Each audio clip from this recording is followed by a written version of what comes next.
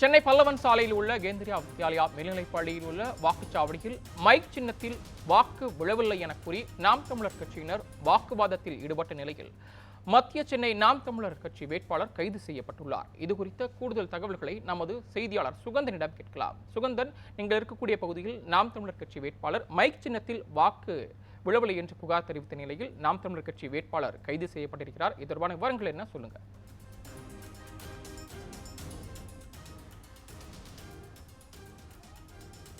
வணக்கம் சரவணன். 18வது நாடாளுமன்ற தேர்தல் இன்று காலை 7 மணி தொடங்கி தமிழகம் மற்றும் புதுச்சேரி நடைபெற்று வருகிறது. குறிப்பாக சென்னையை பொறுத்தவரை 3 தொகுதியில், அதாவது வட சென்னை, தென் சென்னை, மத்திய சென்னை ஆகிய 3 தொகுதியிலும் சேர்த்து 39 லட்சம் வாக்காளர்கள் உள்ளனர். குறிப்பாக அது மட்டுமல்லாமல் இந்த 30 லட்சம் வாக்காளர்கள் வாக்கினை பதிவு செய்ய சென்னையில் மட்டும் 3726 வாக்குச்சாவடி மையங்கள் அமைத்து அதில் பணியாற்றும் அந்த அலுவலர்கள் மொத்தம் 16,000க்கும் மேற்பட்ட அலுவலர்கள் இன்று முதல் பணியாற்றி வருகின்றனர். அந்த காலை முதலே இந்த வாக்குப்பதிவு தொடர்ந்து நடைபெற்று வரும் நிலையில் வாக்காளர் வசதிக்காக பல்வேறு ஏற்பாடுகள், அதாவது 85 வயதுக்கு மேற்பட்ட அந்த வாக்காளர்கள் பதிவு செய்யும் வகையில் அவர்கள் இலவச பேருந்து, வாக்களிக்கும் வகையில் அவர்களுக்கு தேவையான மருத்துவ வசதி, குடிநீர் வசதி, கழிப்பிட வசதி போன்ற ஏற்பாடு செய்யப்பட்டு இன்று காலை முதலே இந்த வாக்குப்பதிவு நடைபெற்று வருகிறது.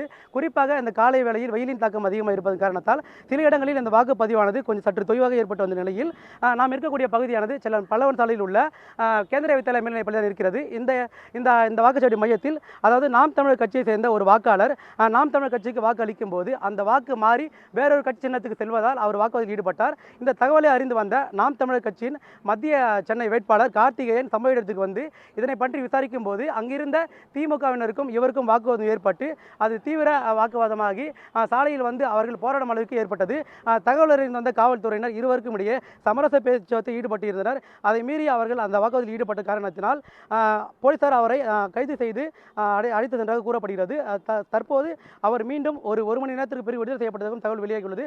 அது மட்டுமல்லாமல் இந்த சம்பவத்தின் போது சுமார் 3 மணியிலிருந்து 4 மணி வரை 1 மணி நேரம் அந்த வாக்குப்பதிவு செய்யும் அந்த வேலையானது தடை செய்யப்பட்டதாக கூறப்படுகிறது. தற்போது சற்று நேரத்துக்கு முன்பாக கூட அவர் கைது செய்யப்பட்ட மத்திய சென்னை வேட்பாளர் கார்த்திகேயன் விடுதலை செய்யப்பட்டார் என்ற ஒரு தகவலும் வெளியாகி இருக்கிறது. அது மட்டுமல்லாமல் தமிழகத்தை பொறுத்தவரை 5 மணி நிலவரப்படி 63% வாக்குகள் பதிவானதாக தலைமை தேர்தல் தெரிவித்துள்ளார். சரவணன்.